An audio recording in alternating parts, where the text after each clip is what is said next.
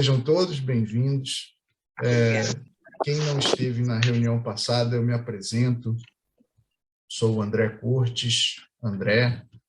Então, vamos continuar. Na reunião passada, nós fizemos assim, uma reunião que ela foi introdutória, né? Então nós gastamos um tempo falando da gente, e eu tive que um pouco acelerar, e também foi uma boa oportunidade para que todos, acho que se sentissem mais à vontade, né? Com o microfone, com a câmera, e também com essa noção de fazermos uma reunião juntos, um grupo de estudos, né?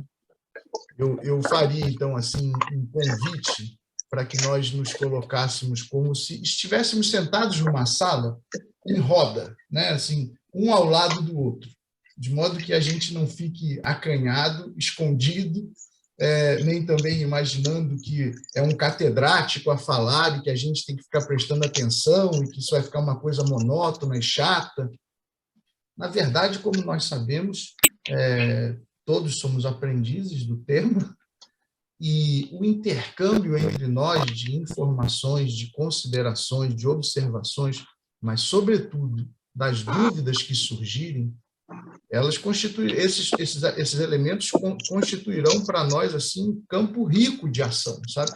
Então, eu realmente faço esse convite. Nós criamos um roteiro para seguir, mas acho que esse roteiro vai ser sempre muito melhor conduzido pela boa participação de todos, né? Sempre de forma ordenada e buscando sempre a gente trabalhar com os microfones fechados, né? Cada um com o seu microfone fechado, de modo que não tenha assim, interferências dos sons das nossas casas, dos nossos trabalhos.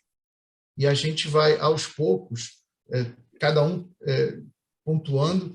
Eu vou fazer assim também, vez por outra, a gentileza de indicar o dedo para cada um, assim, ver o que vocês estão achando, tal, para não cair aquele vazio que às vezes acontece nas reuniões assim virtuais, né? Você pergunta assim, alguém tem alguma coisa, tal, e fica aquele silêncio, né? Então, para a gente não perder a dinâmica e sobretudo, a boa comunhão de sentimentos que nos envolve. Então, deixo esse convite já para que a participação de todos se dê nesta forma. Como é sempre... Só um minutinho, está entrando mais pessoas. Nossa, a transmissão está ruim, está cortando a sua voz. A minha Você voz? Está me ouvindo? Nossa. Quem está falando é Neide. Oi, não, Neide. aqui eu tá ouço bom. bem. Eu também ouço muito bem. Para mim está cortando. Deixa eu tentar ver aqui. Às vezes, se você quiser sair e voltar, Neide, às vezes ela volta, pega uma nova conexão, não sei. Vou tentar. Então. Eu estou ouvindo todos muito bem, tá tudo. Mas eu penso sempre que se tivesse uma falha, gente, são intermitentes os sinais, então, assim, é uma aula que nós vamos todos construir juntos, tá? Então, essa é uma noção que eu peço sempre a camaradagem de todos para isso, né? Pois bem, então, nós falávamos da importância da participação de todos, e sendo esta sempre uma reunião espírita, por fim, né? Nós gostamos sempre de iniciar uma oração breve, que nos traga ao mesmo padrão de vibração, e depois no encerramento também. Então, eu faço assim a gentileza. Alguém gostaria de fazer por nós uma breve, singela oração, expressando os seus sentimentos para o início da nossa reunião? Alguém gostaria de tomar a palavra e fazer uma breve oração? É, inclusive, parte do curso, né? Eu posso fazer. Por gentileza. Quem falou? Sandra. Sandra, por gentileza, Sandra. Nesse momento, Senhor, vamos agradecer essa oportunidade de estudo, estarmos aqui reunidos, que possamos deixar todos os nossos problemas, todas as nossas preocupações do lado de fora, abrimos os nossos corações e as nossas mentes para podermos receber da melhor forma os ensinamentos que possam vir a ser passados nessa noite. Aproveitemos com muito amor, muito respeito e união. Que o nosso professor André seja envolvido também com muita luz, para que possa, da melhor forma possível, passar esses ensinamentos na noite de hoje. Pai nosso que estais nos céus, santificado seja o vosso santo nome. Venha a nós o vosso reino, seja feita a vossa vontade, assim na terra como nos céus. O pão nosso de cada dia nos dai hoje, perdoai as nossas dívidas, assim como nós perdoamos aos nossos devedores. Não nos deixeis cair em tentação, mas livrai-nos, Senhor, de todo mal, porque vosso é o reino, o poder e a glória para todo sempre. Que assim seja, graças a Deus. Fazemos, então, essas as nossas palavras iniciais do nosso grupo, convidando a todos para estarmos irmanados nessa mesma vibração. Hoje, efetivamente, a primeira aula, nós vamos retomar um pouco do que nós falamos na outra aula, que ficou um pouco corrido, dada a necessidade que tínhamos de nos apresentarmos todos. Eu sei que alguns amigos se juntaram só hoje ao grupo, mas são bem-vindos. Então, nós vamos retomar do princípio, né? Do princípio que nos coloca, então, direto a questões relacionadas a Allan Kardec, a sua existência, sua identidade, seu trabalho, sua figura, seu papel relevante nesta magnífica obra e conceitos clássicos da doutrina espírita, né? Ou seja, Allan Kardec e a doutrina espírita, e o aparecimento da doutrina espírita e a sua codificação nos detalhes que nos pareceram assim mais relevantes. É evidente que há uma extensão enorme de temas afeitos a isso tudo. Alguém, por gentileza, pode desligar? Eu não estou vendo quem está, mas tem alguém que está com o microfone ainda ligado e está dando bastante interferência. Bom, de todo modo, vamos seguir. Então, Kardec, como nós sabemos, passamos a usar essa identidade dele, que é o seu pseudônimo, do nome Hippolyte Léon Denisard Rivail, um professor, um cientista, um homem de razão, um homem que esteve se formando nas grandes escolas, seguiu o seu mestre Pestalozzi. Então, era, acima de tudo, um homem de ciência, um homem de razão, um homem de muito bom coração e um professor. E ele, por enorme respeito que tinha a comunidade científica em torno do seu nome na França do século XIX, ele foi, vamos dizer assim, provocado a investigar os fenômenos que se multiplicavam e que se tornavam quase como uma diversão da sociedade naquela ocasião, os fenômenos espíritas que ganhavam assim campo grande, campo fértil, e Kardec, então, convidado, primeiro teve reticências ao assunto, obviamente, porque na qualidade de um cientista achava tudo isso uma crendice, uma tolice, mas os fatos se puseram sobre a mesa, literalmente, e ele foi, então, tomado de assombro e, pela sua instigante inteligência, resolveu investigar a fundo aquilo, porque, evidentemente, que uma mesa não pode produzir pensamentos inteligentes. Então, se havia um efeito produzido inteligente, necessário que houvesse uma causa atuando sobre esse efeito inteligente. Daí, então, que ele começa a se dedicar ostensivamente ao que ficou depois posto para a posteridade como a doutrina dos espíritos, da qual Kardec foi assim o espírito do Senhor escolhido para conduzir entre os homens esse trabalho magnífico, extraordinário, que não lhe pertence, que pertence a todos os espíritos, dos quais Kardec é um deles, aos espíritos do Senhor, por assim dizer, trazendo aos homens esta revelação. E nós vamos, então, começar justamente tentando trazer assim uma ideia central desse caráter das revelações, né? Então, eu vou buscar aqui Um minuto, por favor.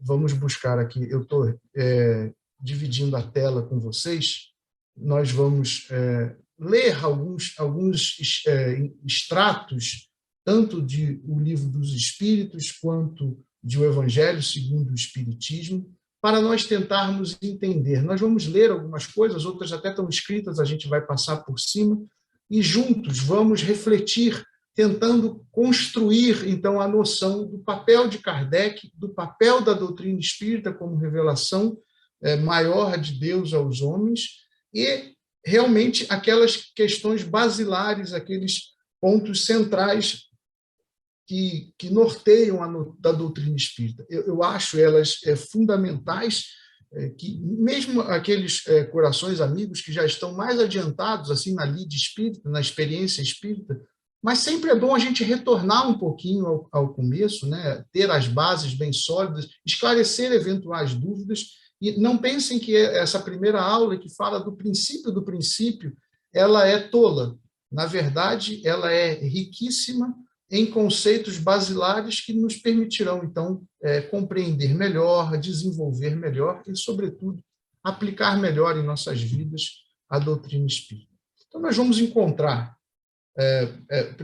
primeiro, assim, o início da definição da obra de Kardec se resume basicamente em 5 livros, publicados inicialmente o Livro dos Espíritos, em 1857, que era dividido em 4 livros. Né? O Livro do Espírito tem o livro 1, o livro 2, o livro 3 e o livro 4. O livro 1, que fala das causas primárias e define tudo, foi depois desenvolvido em um outro livro chamado A Gênese.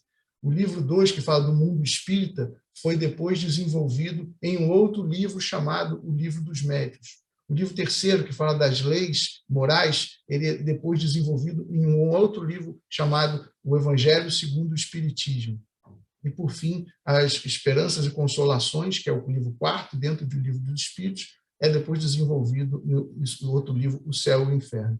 Kardec fez também, como nós falamos na reunião passada, eu creio que eu toquei nesse ponto, a construção não apenas da Sociedade Parisiense de Estudos Espíritas, mas, sobretudo, a organização da Revista Espírita, no qual ele ia juntando eventos, comunicados, pensamentos, reflexões que ocorriam em torno do universo já do estudo e da lide espírita, para colocar à disposição durante anos e décadas periódicos, e também é um extraordinário material de estudo. Né? A parte disso, nós temos também grandes outros autores, desculpa, acho que tem alguém aqui. Tem grandes outros autores que expandem o pensamento de Kardec, a organização do trabalho, também são eles influenciados por grandes espíritos. É importante nós entendermos que Kardec faz esse trabalho secundado pelos grandes espíritos, pelos espíritos do Senhor e pelo espírito da verdade que está ao lado de Kardec, a bem conduzi-lo, a bem estimulá-lo, a bem fortalecê-lo, ante as provas duríssimas que apareceram e toda, evidentemente, a contrariedade que surge quando sempre uma nova revelação, uma nova ordem é imposta, aquelas velhas práticas, aqueles velhos pensamentos, aquelas velhas convicções reinantes, elas se chocam. Então, não pensemos nós que a vida de Kardec foi fácil ou doce, ou que foi, sim, um mar de rosas organizar tudo isso, além, evidentemente, do próprio trabalho hercúleo, físico, feito por Kardec em mundos onde não se tinha computadores, onde se tinha elementos de pesquisa e tudo mais. Né? Então, nossa eterna gratidão a esse espírito valorosíssimo, o espírito do Senhor Kardec, pela organização desse trabalho. Mas a verdade, como nós vamos ver, é que o espiritismo sempre existiu. Né? Então, aí a gente começa a pontuar questões bastante relevantes ao entendimento, porque não foi Kardec quem criou a doutrina dos espíritos, nem a doutrina dos espíritos é uma obra de Kardec. Então, esses são pontos importantes. E nem mesmo a doutrina dos espíritos surgiu naquele momento. Então, a gente vai compreender que, sendo uma lei natural, ela existe desde sempre. Mas, pela bondade e infinita misericórdia de Deus, as revelações do Altíssimo, através de suas leis, elas foram postas no curso da humanidade para os homens. Então, quando nós vamos lá no início do Evangelho segundo o Espiritismo, nós encontramos lá as 3 revelações, Moisés sendo a primeira, e Moisés traz aos homens, né, e aos homens daquela época, e parte também aos homens de para sempre, de todo sempre, o conjunto do que nós conhecemos como os 10 mandamentos, nas revelações obtidas no Monte Sinai, e também ele traz, como um legislador, como um líder do seu povo naquela época, traz Moisés também forma um conjunto de leis humanas, leis mundanas, que serviam para guiar aquele povo naquela ocasião.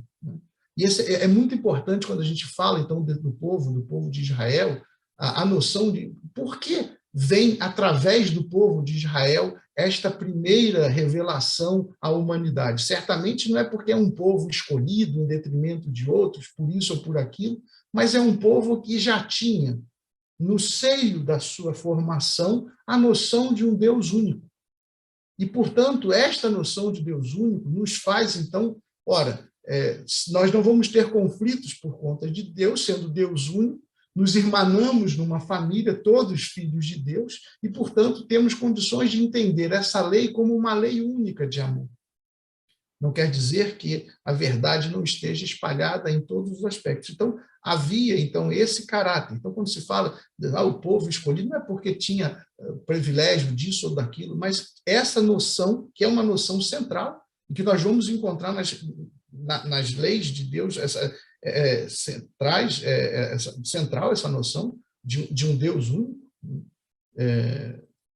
Encontramos ela na doutrina cristã, encontramos ela na doutrina espírita, a expressão também da doutrina cristã.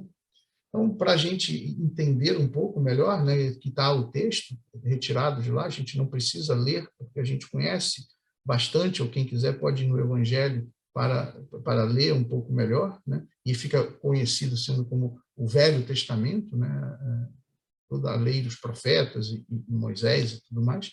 Então, e depois nós temos a vinda do Cristo, né? E entre Moisés e o Cristo, houve outros tantos homens, e nós vamos entender essa noção que são os profetas vindo, ou os homens de grande saber e de grande sentimento, que trazem já de forma esparsa, ou de forma resumida, ou de forma aqui ou acolá, noções maiores dessas leis que vão ser, em verdade, assim, um guia seguro ao homem para caminhar na vida, né? E nós vamos aprofundar um pouco essa noção. Então, alguém, se tiver dúvida, ou se o que eu estiver falando não fizer muito sentido, por gentileza, peçam da palavra e nós vamos assim. Deixa eu ver se tem... o Marco Antônio está sem som. Tá bom, desculpa. Então, vamos aqui à leitura do que o Evangelho segundo o Espiritismo traz já quando da segunda revelação, que é a vinda do Cristo. Eu vou ler e juntos podemos pensar e sentir. Jesus não veio destruir a lei, o que quer dizer a lei de Deus. Ele veio cumpri-la, ou seja, desenvolvê-la, dar-lhe o seu verdadeiro sentido e apropriá-la ao grau de adiantamento dos homens. Eis porque encontramos nessa lei o princípio dos deveres para com Deus e para com o próximo, que constitui a base de sua doutrina. Na verdade, o Cristo reforma profundamente as leis mosaicas, as leis mundanas, né, e dá cumprimento, né, às leis expressas naquele caráter, porque a lei de Moisés tinha 2 caráteres, então ele reforma muito e reforma profundamente toda aquela religiosidade e aquela forma como se organizavam a sociedade, trazendo, então, esse evangelho maravilhoso, essa água viva, esse pão da vida, todas essas expressões tão bonitas e tão profundas que constituem, então, entre nós, a própria expressão da lei de Deus. Como Kardec coloca em uma de suas obras claramente que o Cristo, a natureza tão extraordinária, o Cristo era como se fosse um médium de Deus a trazer aos homens as revelações. Gosto dessa imagem assim, de um irmão grandioso que busca, então, lá no alto, as verdades e oferece a nós, os irmãos menores ainda, que estamos tão desejosos de saborear de tudo isso. Ele nos oferece, ele é o intérprete, não apenas um escolhido por privilégio, mas aquele que tem condições de dar testemunho pleno, porque compreende, comunga e é, portanto, o portador das leis de amor que revelam ao mundo, e como nós sabemos, uma nova existência, a sobrevivência da vida após a experiência na Terra, que é preceito clássico também da doutrina espírita, revela e esclarece os porquês dos sofrimentos aqui, anuncia o reino dos céus, que ainda não é deste mundo, mas um dia será. Então, oferece assim, a vinda do Cristo coloca a humanidade, que já se encontrava, então, madura desde o tempo de Moisés, desde dos outros profetas e tantos homens como precursores, como Platão, Sócrates e todos os outros pensadores, quando o mundo está maduro o suficiente para receber a palavra e a presença do Cristo entre nós, alterando tudo isso. Mas o Cristo, como nós sabemos,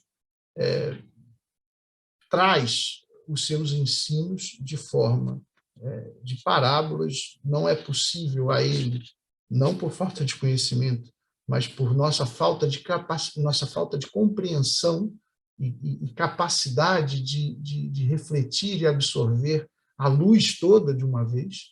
Então, fica, depois da partida do Cristo, fica a promessa dele de que viria uma terceira revelação, o Consolador prometido, enviado pelo Pai em nome do Cristo, para dar continuidade a tudo isso. Então, nós vamos passar um pouco sobre esses conceitos, que nós estamos falando um pouco do Cristo, para entender a vinda do Espiritismo, né, como uma nova realidade que vem confirmar os ensinamentos do Cristo, porque nós havíamos esquecido, nós não havíamos bem compreendido, nós havíamos duelado muito, distorcendo o sentido maior da mensagem de amor, de perdão, a mensagem de reconstrução do espírito humano na Terra e no espaço, sob as luzes do Evangelho de Jesus. Então, a doutrina espírita, ela é a chave que abre essa porta maravilhosa do Evangelho, que retira os véus das mensagens cifradas, das alegorias que nem todos compreendem e que passaram, então, a ser interpretadas a bel prazer, e fazendo sentido a fé, explicando por causa e efeito, explicando as leis, vem trazer ao homem, então, luzes sobre a relação do universo material com o universo moral, e vem, então, nos tirar da escuridão que nós mesmos nos metemos, e assim confirmar não apenas os ensinos de Jesus, mas expandi-los e esclarecê-los a nós todos. Então, eu fiz aqui um pequeno resumo de pilares conceituais assim, da doutrina espírita, para a gente ter em mente, né? Fala-se muito assim desse tripé, filosofia, ciência, religião. Alguns torcem o nariz para esse conceito de religião, porque imaginam o conceito de religião como sendo aquela organização religiosa, né? E como a gente sabe que a doutrina espírita não se coloca nessa forma de uma organização religiosa, acabam por pensar que não há esse espírito de religião, aquele que traz o homem em direção ao Criador, ao máximo da sua elevação. Então, é evidente que esse tripé é verdadeiro. Ou como a gente pode até imaginar, e está claramente colocado no Evangelho segundo o Espiritismo, né? É a filosofia que aproxima a ciência da religião. Né? Quando a gente vê até essas noções entre os benfeitores usando dos jogos de palavras, fala, olha, o Espiritismo não é a religião do futuro, é o futuro das religiões. Tudo convergirá para isso, é lei natural, nada mais é imposto, dogmas e tudo mais. Então, essa filosofia indaga, reflete, explica orienta, esclarece, consola e ilumina pelo seu caráter científico, pelo seu caráter de sentimento que leva o homem ao Pai e à vida maior. Então, são alguns pilares muito importantes da doutrina espírita. A existência de Deus e de suas leis a regerem a ordem dos universos material e moral. Um ponto muito importante no conceito do que é a doutrina espírita é o papel de Jesus, que não é Deus. Jesus é o Cristo, o Espírito, esse escolhido, na verdade, é porque ele se coloca na posição de assim ser, né? Aquele Espírito que atingiu a perfeição e que tem como missão liderar o planeta, ensinar os homens, traduzir as leis de Deus, nos guiar, nos servir de modelo, de guia, nos levando a toda essa humanidade, esse conjunto de nós todos, aqueles que estão em carne, aqueles que são apenas em espírito, nessa nossa jornada que é destinada à perfeição, assim como ele a obteve. Então, é um grande irmão, um mensageiro maior de Deus junto aos homens, e, a verdade, eu acho que ele é muito mais do que isso, falta-nos até sentimento e palavras para definir a grandeza de Jesus, mas a verdade é que quando nós simplesmente falamos o seu nome, as nossas vibrações até mudam, o nosso coração até bate diferente. Então, é um conceito, mas é um conceito importante, porque muitos de nós que têm, às vezes, uma formação cristã de outras correntes cristãs, assim, o espiritismo é evidentemente cristão, tem essa noção de que o Cristo é Deus, Deus encarnado. Então, na doutrina espírita, isso não pensamos assim, não consideramos assim. Então, nós somos espíritos, que são os seres inteligentes da criação, né? Que somos dados a perfeição relativa, somos seres individuais, nada disso depois nós voltamos ao seio do Criador e nos misturamos numa coisa só. Não, nossas inteligências, nossos sentimentos, nosso espírito, nosso pensamento sempre se mantém absolutamente individual, o que é diferente de se manter num egoísmo da sua individualidade, que depois nós todos nos irmanaremos em amor, em comunhão junto ao Pai e uns com os outros, mas ainda assim preservando a nossa individualidade. Então, nós somos os seres inteligentes da criação que dispõem de senso moral e de livre-arbítrio. Quando nós vamos estudar, nas próximas aulas nós vamos tratar disso, nós não sabemos bem como nós, espíritos, somos criados. Nós sabemos que somos criados lá simplesinhos e ignorantes, como o texto traz, ou como se fosse assim, um HD de um computador vazio. Depois, as nossas experiências vão juntando isso de virtudes ou de imperfeições. Então, marca também a doutrina espírita a noção da pré-existência e da sobrevivência do espírito à vida na Terra. Ou seja, nós não temos aqui a nossa primeira experiência, nessa que está encarnada, ou mesmo, né, nesse planeta, e nós continuaremos existindo, pela noção da pluralidade das existências na unicidade do espírito.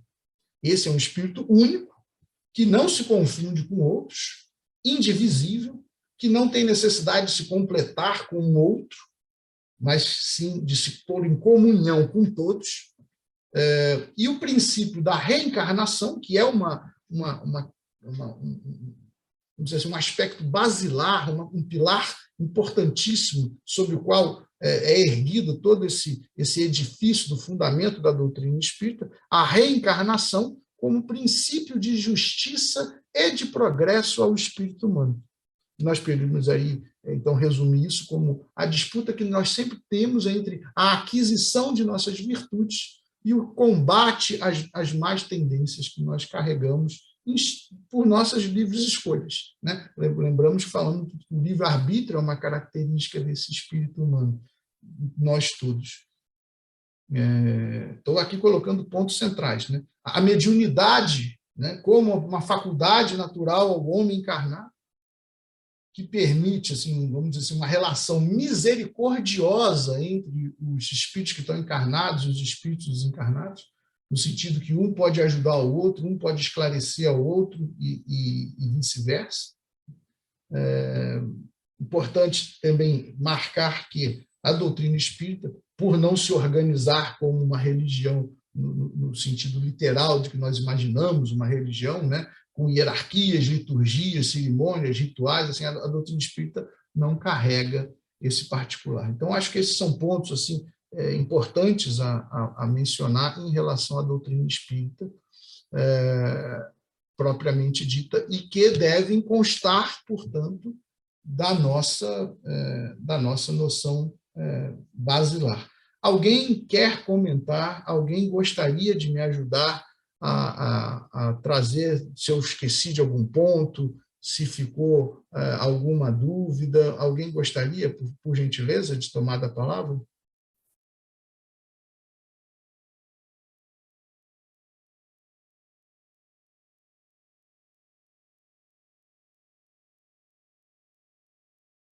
Esses pontos não eram novidade para ninguém, todos estavam absolutamente convencidos disso e confortáveis com essa noção? Posso dar seguimento?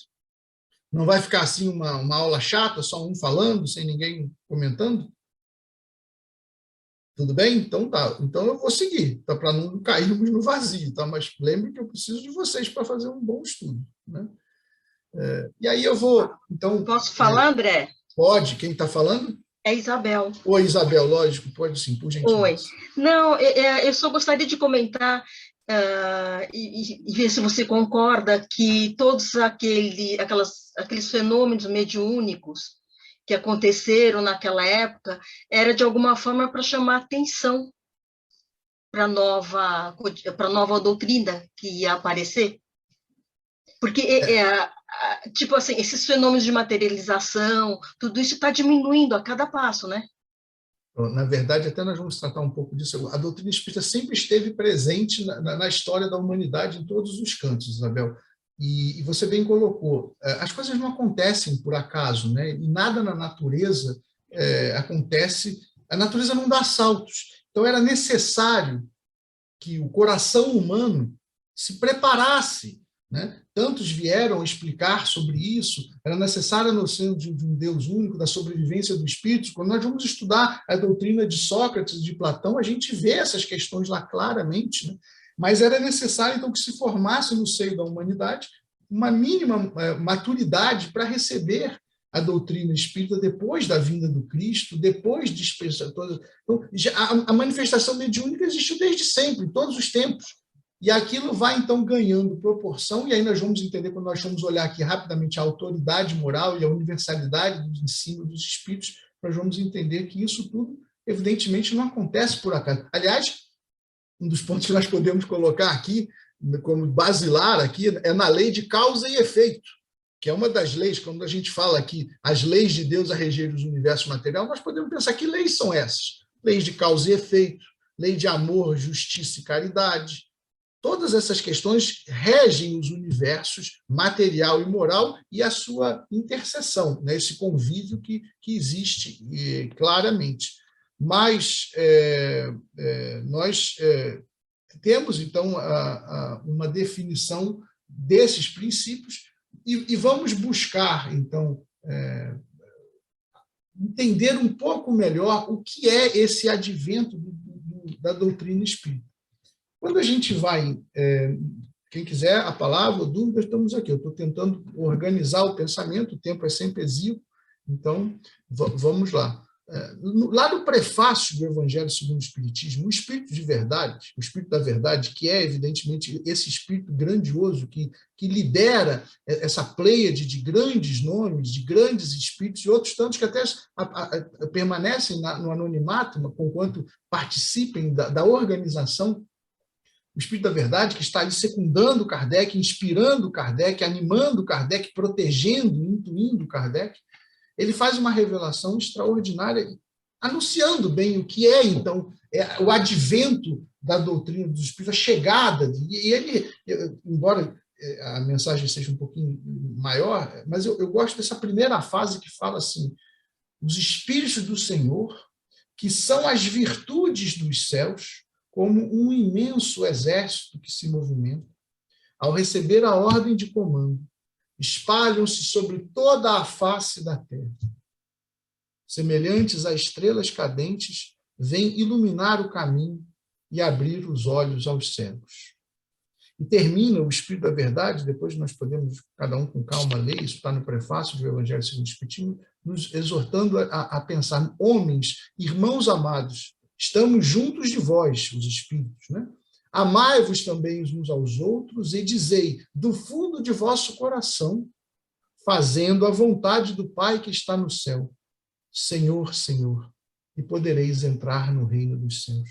Então, aqui, ele conclui essa mensagem tão bonita no prefácio, deixando claro a vinculação cristã da doutrina espírita, a sua relação direta com o Cristo, quando ele, em verdade, usa da própria expressão de Jesus, que dizia, não digais Senhor, Senhor, mas fazei a vontade do Pai que está no céu para poder entrar no reino dos céus. Então, é uma clara alusão ao caráter eminentemente cristão da doutrina espírita. E aí eu retiro, e até pegando o gancho no que a Isabel falava em relação às manifestações, eu retiro também aqui no capítulo, no ponto objetivo dessa obra, também no Evangelho segundo o Espiritismo, eu retiro essa fala de Kardec organizando o pensamento assim, olha, o Espiritismo se encontra por toda parte, na antiguidade e em todas as épocas da humanidade. Em tudo, encontramos os seus traços, nos escritos, nas crenças e nos monumentos. E é por isso que, se ele abre novos horizontes para o futuro, lança também uma viva luz sobre os mistérios do passado. Então, desde sempre existiu todo esse conceito, sempre existiu o Espiritismo. Ele não estava perfeitamente identificado, organizado e traduzido aos homens como uma revelação das leis de Deus, como uma terceira revelação, como uma continuidade natural da doutrina cristã de Jesus. Portanto, quando nós pensamos em Espiritismo, quando nós olhamos a doutrina espírita, quando nós mais aprofundamos nela, mais sentimos a verdade do Cristo presente entre nós. E aí nós vamos entender justamente um ponto muito importante que foi objeto, se não me engano, foi até o Fernando que tocou nesse ponto na reunião passada, falando de Kardec e tal, e aí eu acho importante nós trazermos, inclusive, a própria palavra de Kardec quanto à autoridade da doutrina espírita. E isso eu faço questão de ler, é um ponto central, eu trouxe esse texto, faço questão de ler. Quem tiver dúvida, por favor, peça da palavra, abra o microfone, por gentileza. Mas diz Kardec assim, veja como é importante isso mesmo, como é importante. Se a doutrina espírita fosse uma concepção puramente humana, não teria como garantia senão as luzes daquele que a tivesse concebido. Ora, ninguém neste mundo poderia ter a pretensão de possuir sozinho a verdade absoluta. Assim, ó. Alô? Oi, acho que a Laura abriu o microfone. Quer falar, Laura? Alô? Desculpa, eu vou continuar. Então, eu vou pegar a primeira frase de Kardec para ilustrar que, olha, não é uma concepção humana, olha, não é uma obra de Kardec. Não é uma obra da cabeça do Kardec. Né? Então, se os espíritos que a revelaram se houvessem manifestado a apenas um homem, nada lhe garantiria a origem, pois seria necessário crer sob palavra no que dissesse haver recebido os seus ensinos. Então, não é obra de Kardec e não foi revelado exclusivamente a Kardec. Admitindo-se absoluta sinceridade de sua parte, ele mesmo falando, Kardec, poderia, no máximo, convencer as pessoas do seu meio e poderia fazer sectários, mas não chegaria nunca a reunir a todos. Deus quis que a nova revelação chegasse aos homens por um meio mais rápido e mais autêntico. Eis porque encarregou os espíritos de a levarem de um polo ao outro, manifestando-se por toda parte, sem dar a ninguém o privilégio exclusivo de ouvir a sua palavra. Um homem pode ser enganado e pode enganar-se a si mesmo, mas não aconteceria assim quando milhões veem e ouvem a mesma coisa. Isto é uma garantia para cada um e para todos. Demais, pode-se fazer desaparecer um homem, mas não pode fazer desaparecer as massas, queimar os livros, mas não podem queimar os espíritos. E foi isso, efetivamente, que aconteceu quando quiseram queimar, na época, o livro dos espíritos. Né? Funcionou como propaganda e as manifestações continuaram. Né? Então, assim, Kardec segue nesse pensamento que é para marcar efetivamente esse ponto que eu quero registrar. Muitas vezes nós ouvimos, então, eu sou espírita kardecista, não, porque o kardecismo, então, não há essa identificação.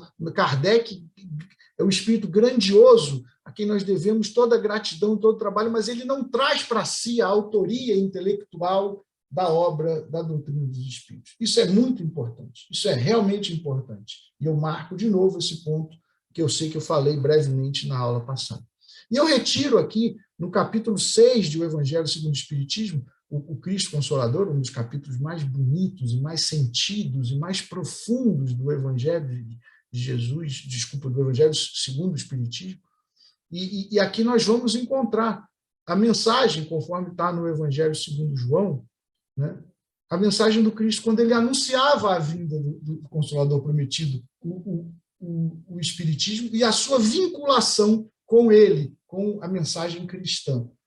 Se me amais, guardai os meus mandamentos, e eu rogarei ao Pai, e ele vos dará outro Consolador para que fique eternamente convosco, o Espírito da verdade, a quem o mundo não pode receber, porque não o vê nem o conhece. Mas vós o conhecereis, porque ele ficará convosco e estará em vós. Mas o Consolador, que é o Espírito Santo, a quem o Pai enviará em meu nome, vos ensinará todas as coisas e vos fará lembrar de tudo o que vos tenho dito. Então, nós já tratamos disso, esse texto extraído do Evangelho conforme João, do Evangelho de Jesus, dá pano para dias e dias de reflexão, de sentimento, de tudo mais que possa engrandecer a nossa existência e confirma o caráter cristão e a vinda do Consolador prometido como uma revelação de Deus aos homens. E aí nós vamos ao Livro dos Espíritos. Eu estou falando, tentando juntar todos esses elos. Quem tiver, por favor, de observação, está claro tudo que eu tenho falado?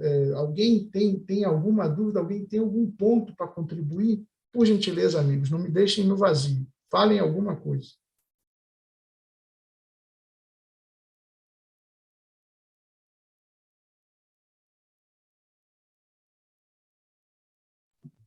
Bom, eu vou falar uma coisa aqui. Pois não, tá ótimo. Então, é porque você falou bastante de falar que o espiritismo é do Kardec, eu sou kardecista, né, essas coisas, mas eu acho que é um pouco também do preconceito, vamos dizer assim. Então, você fala assim, eu sou kardecista, para tirar das pessoas que você está conversando sobre o espiritismo, aquela visão de ser de outros tipos de religiões que fazem, não sei, né, como posso explicar assim, mas que fazem outros tipos de... Exatamente, isso. Né? Então, a gente consegue trazer as pessoas, às vezes assim, porque eu sou kardecista, né? E a pessoa começa a te ouvir mais, sei lá, você consegue trazer ela mais... Sim, para você conseguir falar um pouquinho do espiritismo, né? Muito bem colocado, exatamente. Nós vamos tratar esse ponto mais específico até na reunião que vem, onde o tema é espiritismo e espiritualismo, que faz essa distinção e justamente tenta esclarecer. Então eu acho que então, assim, ficou meio popular falar isso, né, assim, né, da gente Exatamente, e esse é o ponto, porque nós aqui, então, não estamos no popular, estamos efetivamente estudando a doutrina espírita, e temos, inclusive, a obrigação de não tão bem compreendê-la e ajudar a esclarecer, porque isso seria até uma injustiça com Kardec, porque iria contrário à própria obra que ele ajudou a pôr de pé, né? Dar a ele o caráter da titularidade intelectual sobre essa obra. Então, é muito importante nós não entendermos bem e tratarmos isso. E eu agradeço sobremaneira a sua ótima intervenção, Tássio. Obrigado. Tá? Desculpa, cliquei aqui no meu mudo. Então, nós vamos, amigos, aqui ao Livro dos Espíritos para entender essa questão. Por que o Cristo falou? Por que tem 3 revelações? Por que vem depois? Como assim? Por que acontece? Como é que os espíritos, já que a doutrina espírita explica tudo, né? Tudo não fica sob palavra, como é que a doutrina espírita explica, então, este advento da própria vinda da doutrina espírita? E aí nós vamos lá no Livro dos Espíritos, no livro 3º, que fala das leis morais, no capítulo 1º, que fala da lei natural, lá tem uma pergunta assim, que fala no Caracteres da Lei Natural. O que se deve entender por lei natural? A lei natural é a lei de Deus, é a única necessária à felicidade do homem. Olha, então, é absolutamente necessário ao homem que ele esteja consoante a lei de Deus para ser feliz. Ou, em outras palavras, é do distanciamento da lei de Deus e é da nossa rebeldia à lei de Deus que nasce todo o rol de infelicidade que nós somos acometidos. E é por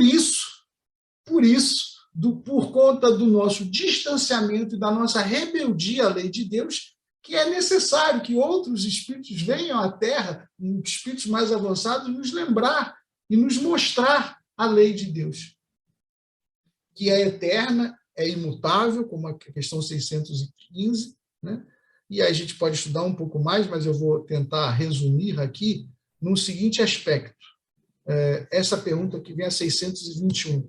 Onde está escrita a lei de Deus? Já que a gente tem que conhecer essa lei de Deus. Onde é que ela está escrita? Na consciência. E essa pergunta se desdobra numa seguinte: e desde que o homem traz na consciência a lei de Deus, que necessidade tem de que lhe revelem? Os Espíritos explicam. Ele a tinha esquecido e desprezado. Deus quis que ela lhe fosse lembrada. Veja que magnífico. Deus é tão misericordiosamente bom e justo que, para além de nos colocar aqui um anjo guardião ao nosso lado, um mentor, um protetor a nos guiar no caminho, ele não faz na coletividade de nós todos esses grandes anjos da guarda da coletividade humana, que vêm de tempos em tempos, por misericórdia divina, nos lembrar, porque nós esquecemos ou desprezamos aquela própria lei que está impressa em nossa consciência. Veja que comentário importante faz aqui embaixo o tradutor nessa tradução, que é o Herculano Pires, em relação a esse ponto primeiro, que fala da assinatura. Ele fala assim, olha, René Descartes, na terceira de suas meditações metafísicas, declarou que a ideia de Deus está impressa no homem como a marca impressa na sua obra. Essa ideia de Deus é inata no homem e o impele à perfeição. Ou seja, o Pai, criador da vida, quando nos criou a cada um de nós, simples e ignorantes, ele nos colocou lá dentro um germenzinho e vai com muita chuva, muito sol, muita dor, muito sofrimento, muita alegria, encarnação sobre encarnação, se transformar num esplendor de luz, de conhecimento, de amor, de sentimento, tal qual Jesus. Nós somos dados a essa perfeição em nós, só que nós precisamos de ajuda dos irmãos adiantados e tudo mais. Então ele diz aqui, ó, Deus otorgou a alguns homens a missão de revelar a sua lei? Que Kardec pergunta. Sim, certamente, em todos os tempos houve homens que receberam essa missão. São espíritos superiores, encarnados com o fim de fazer progredir a humanidade. Então aqui vem dizendo, e aí ele pergunta qual o caráter do verdadeiro profeta, e faz a pergunta que virou quase como já assim uma decorada no sentimento por todos os que estudam a doutrina espírita. Qual o tipo mais perfeito que Deus ofereceu ao homem para lhe servir de guia e de modelo? E os espíritos respondem, vede Jesus. Portanto, é extraordinário que nós compreendamos a bondade e a misericórdia de Deus a nos revelar as suas leis como garantia da felicidade que nós precisamos e que nós desprezamos tanto ainda hoje. Ainda hoje o Cristo esteve entre nós, o Cristo testemunhou tudo isso. Os Espíritos do Senhor estão a nos revelar, nós já sabemos de tudo isso. Eu gosto muitas vezes do pensamento que tem na música do Sol de Primavera, que fala assim, a lição sabemos de cor, só nos resta aprender. É verdadeiramente a posição que nós estamos. Nós sabemos, nós buscamos, nós estamos aqui estudando a doutrina espírita, nos princípios da doutrina espírita. Nós vamos aprender, nós vamos tomar essa lição, mas nós precisamos trazê-la para o nosso coração para que não seja letra morta, mas que o Espírito viva em nós. E assim a gente tem ainda alguns outros pontos que depois eu posso repartir para a gente estudar melhor, mas eu gostaria de encerrar, porque nós já estamos aqui no final, marcando, então, novamente, a noção de que a doutrina dos Espíritos ela é uma expressão maior da lei de Deus, porque oferece descortina todo o véu de ignorância que nós ainda tínhamos acerca da própria mensagem do Cristo. Bastava nos viver e entender o que o Cristo falou, mas nós não conseguimos, nós nos perdemos. E o Cristo já sabia disso e anuncia que virá. Então, nós temos agora essa revelação esplendorosa, onde a razão, a fé, a causa e o efeito. Porque se nós não queremos crer apenas por fé e compreender apenas por sentimento, ou dar testemunho como deu o Cristo, porque compreende e comunga disso profundamente, basta que a gente use da lógica e da razão. Veja que a doutrina dos espíritos não foge aos temas e busca, porque em todos os cantos há elementos da verdade, em todas as religiões há elemento da verdade, em todas as filosofias de todos os tempos há elementos da verdade. E a doutrina dos espíritos olha para tudo isso e aceita tudo isso e trabalha tudo isso para que tudo converja em direção ao Pai, à vida, para que haja unidade de sentimentos, ainda que cada um permaneça em si, na sua individualidade. É uma doutrina, portanto, consoladora, esclarecedora, orientadora, e que, como nós vimos, tem a sua autoridade posta na absoluta universalidade desses ensinos,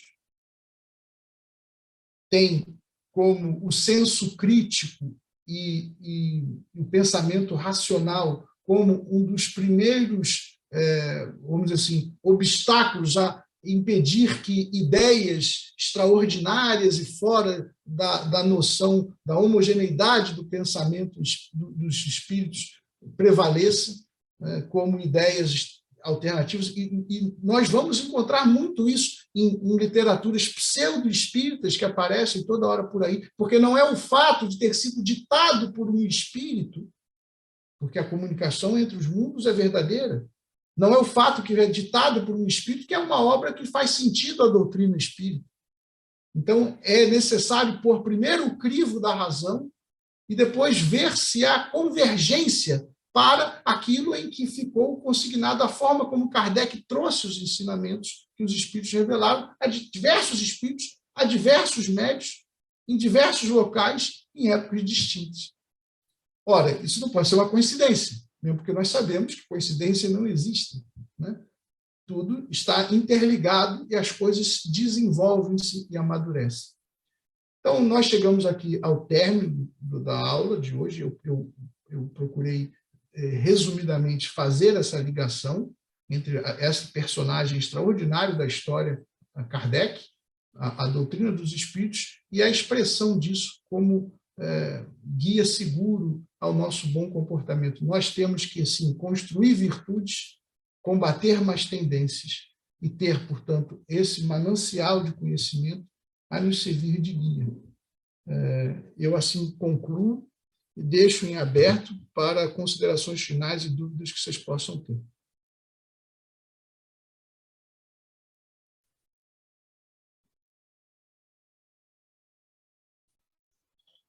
Então, você vai compartilhar esse arquivo em PDF? Gente, Douglas, sim, eu vou retirar, vou colocar em PDF, vou botar no grupo. Na verdade, são extratos tanto de O Livro dos Espíritos quanto de O Evangelho segundo o Espiritismo, que servem, assim, evidentemente, quando nós avançarmos, e aqui é bom que a gente entenda, né? Nós estamos num curso que é como se fosse assim, a introdução para nos dar base, para que depois a gente possa até estar elegível, né, a fazer estudos sistematizados, mais aprofundados em relação à doutrina espírita, às suas obras, e assim transformar. Mas sim, vou colocar isso lá. Tá? Seria importante que todos... Você não precisa comprar o livro, né? Você consegue na internet, em PDF, e na Kardecpedia, em tantos outros locais, você consegue ter acesso para poder estudar tudo isso. E aí seria ótimo, inclusive, Douglas, se você me permitir, demais amigos, essa sugestão do Douglas, eu vou colocar, e aí a gente pode, puxa, aquele ponto, vamos continuar o estudo durante a semana lá no grupo, tá? Façam as perguntas, eu vou procurar respondê-las tão prontamente eu consiga, e as dúvidas, e vamos esclarecer. somos muitos corações, o tempo é curto e a matéria é rica. Então, agradeço. Quem mais? Quem mais em consideração? Não, tem aquele filme, eu não sei se é Allan Kardec ou Kardec. Kardec, isso. Eu acho Kardec. que, assim, até o filme eu não acho nem tão bom, mas eu acho que para quem não conhece todo aquele primeiro processo, os fenômenos, eu acho que é interessante assistir. Muito bem lembrado, Isabel, muito bem lembrado. É um filme que realmente trata da personagem Kardec na história, e faz sua ligação com a doutrina espírita. É um filme bacana, eu acho que vale a pena ver, sim. Muito bom. Muito bom. Quem mais, gente? Quem quer dar suas contribuições? Vamos lá. Todos têm a oportunidade de falar.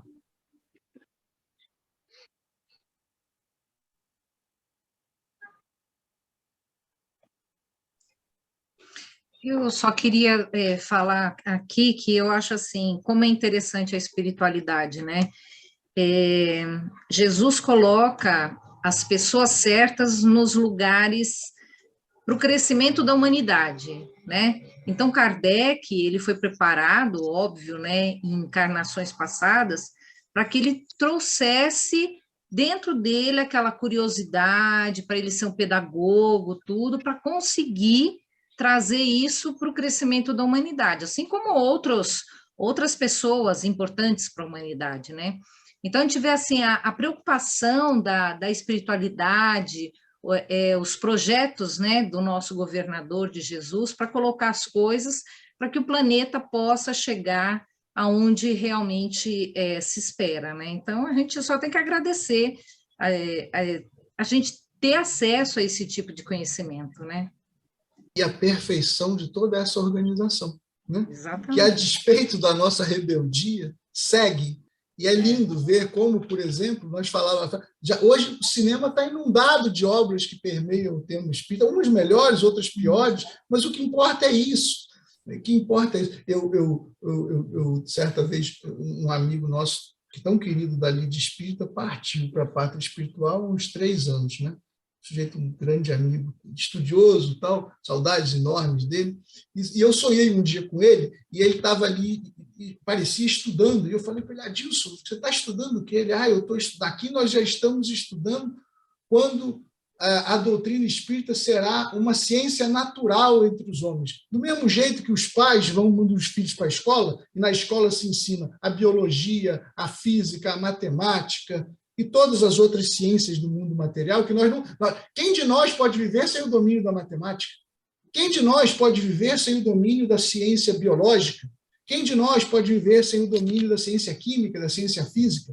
A humanidade está onde está porque o homem dominou, mas todo esse conhecimento ainda não foi suficiente para aplacar as dores e as misérias do coração humano, que vão encontrar apenas respaldo nas leis morais das quais o Cristo foi o grande portador, leis de Deus, também tão naturais como natural é a mediunidade, o princípio da reencarnação, todas elas leis de Deus. Nós não podemos negar as leis da ciência que nos envolve no mundo material, como não podemos negar as leis